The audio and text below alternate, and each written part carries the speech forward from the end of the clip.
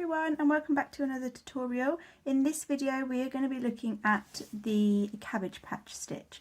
So this stitch is a 2-row repeat that can be made in a really light yarn to give a lacy effect, or a really chunky yarn to give a nice textured effect. So it is formed of these clusters and then this crisscrossing detail. So once you've got those stitches down, you can create away. I've created this scarf pattern, which was a swatch that I kept going and going on, so stay to the end of the video. I'm going to give you the measurements for this, but for now we're going to jump straight into the tutorial. So to get started today, we're going to create our foundation chain. Now the foundation chain for this stitch is worked in multiples of 4 plus 7. So for the purposes of this tutorial, I have chained 31. If you'd like it bigger or smaller, then you can adjust accordingly. So to get started, we are going to do a double crochet. In the UK this is known as a treble crochet, but I work in US terms, so I'm going to be using US terms throughout this video. So we want to start in the 4th chain from the hook. So we don't count the chain on our hook and we count down 1, 2, 3 and 4, and we're going to be doing a double crochet into that space there. And then we want to create 4 more double crochets into that same space.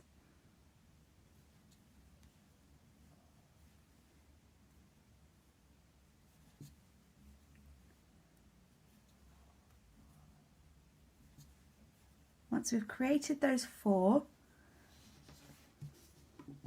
you should have a little cluster that looks something like this. We're going to skip the next 2 chains and work directly into that 3rd chain, and we're just going to do exactly the same thing, a cluster of 4 double crochets. So skip the next 2 chains, 1 and 2, and work straight into that 3rd chain with a cluster of 4 double crochet.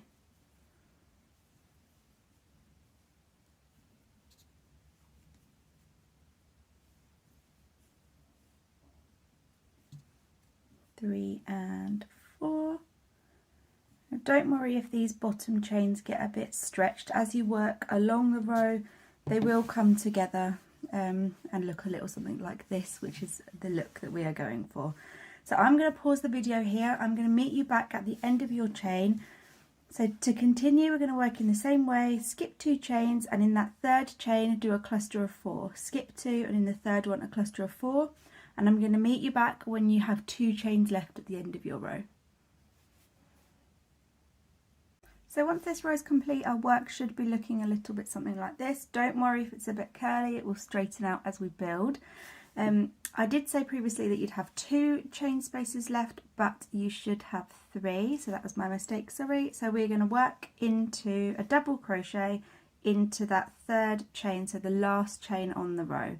So we'll insert our hook there and create a double crochet, and then we're going to move on to the next row by chaining 3 and turning our work. So this row is our crisscross stitch, so the whole pattern is a 2-row repeat, so you'll be creating your cluster pattern and then your crisscross pattern, and that is all you will repeat throughout. So now we're going to start working, looking at our clusters. So each cluster that we've made, we're going to work into. So we have 1, 2, 3 and 4 chain spaces at the top of each cluster. So if you hold your work a little something like this and pull it apart, you'll be able to see those stitches from above. The first stitch is a double crochet, and it's going to go all the way over here in this 4th chain on the top of our cluster. Okay, so insert your hook, make a double crochet, and then we're going to chain 2, so nice easy bit, and then we're going to create another double crochet, but this time we're going to put it into the 1st chain or stitch of our cluster. So if we look at our cluster here, the 1st one is here, or you can count back if this is 4, 3, 2 and 1, and you put it in number 1 there. So yarn over and insert. Take the yarn from behind, yarn over, pull through 2, pull through 2, and it will look a little something like this with your stitches crossed over each other. So we're going to go through that 1 or 2 more times, and then I'm going to let you carry on to the end of the row. So looking at our next cluster here, 1, 2, 3 and 4, and we are going to insert into that 4th stitch, yarn over, pull through 2, pull through 2 to make that double crochet, chain 2, and then we're going to create another double crochet, counting back 4, 3, 2, 1 into the first stitch of this cluster.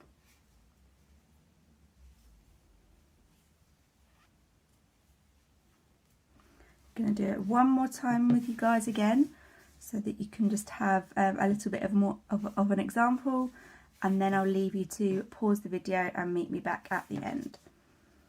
So working into our next cluster, which is here, pulling our stitches apart, 1, 2, 3 and 4. So we're going to place a double crochet into that 4th chain, a chain 2, you'll see why the chain 2s are important in the next row, and then back into that first stitch of the cluster for another double crochet. Okay, and that's creating that crisscross pattern here. So if you pull your stitches up a bit, you'll be able to see where they cross over. Okay, so I will leave you to pause and rewind the video if you need to, and I'll meet you back once we have completed this last cluster here, so we can move on to our next row and start again. So once we have completed all of our crisscrossy stitch row 2, we are going to move on to our next row. We need to put a double crochet into the end of this row to keep our edges straight, just like we did on this side here. We worked into this side, which looks like the end stitch. If you can see here, this was our stitch that we worked into. We actually need to put a double crochet into the next stitch along, which is this one here, which looks like it's on the side, but is actually part of this row if we pull it up. So I'm going to do that now.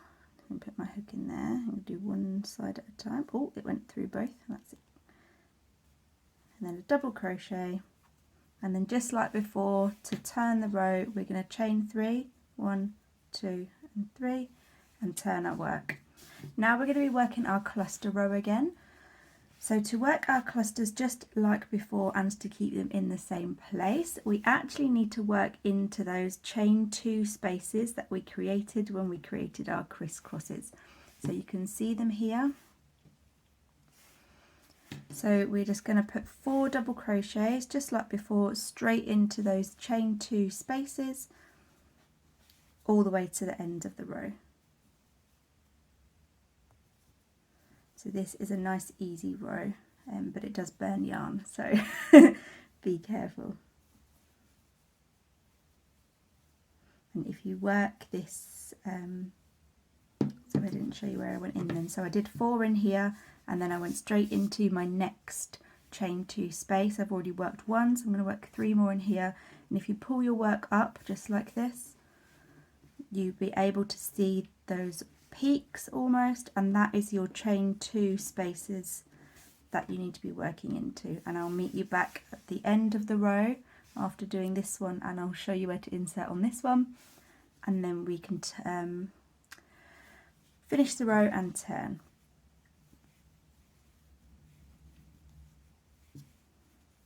Three and 4. So we are working into this space here to create that cluster of 4.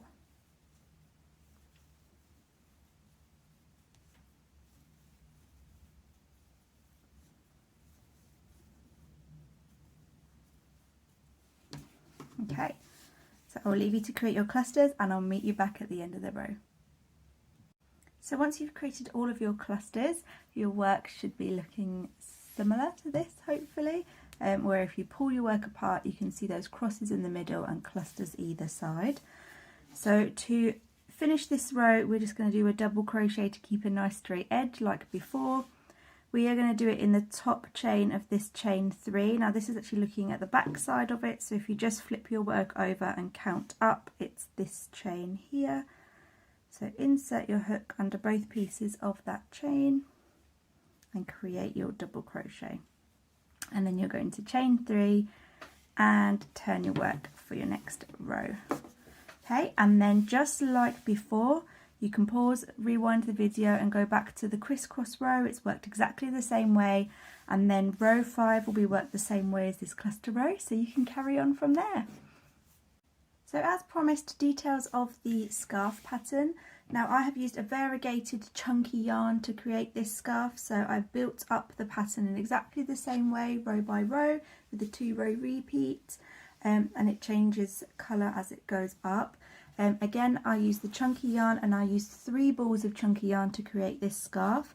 My scarf is 20 centimetres across by approximately 185-ish centimetres long, and I chained 31 just as I did in the tutorial video. So if you go away and create the scarf pattern, then please send me a picture, drop me a comment to let me know that you've made it, that you've tried the stitch, and if you're on Instagram then send me a picture. I'd love to catch up with you in DMs. See you soon.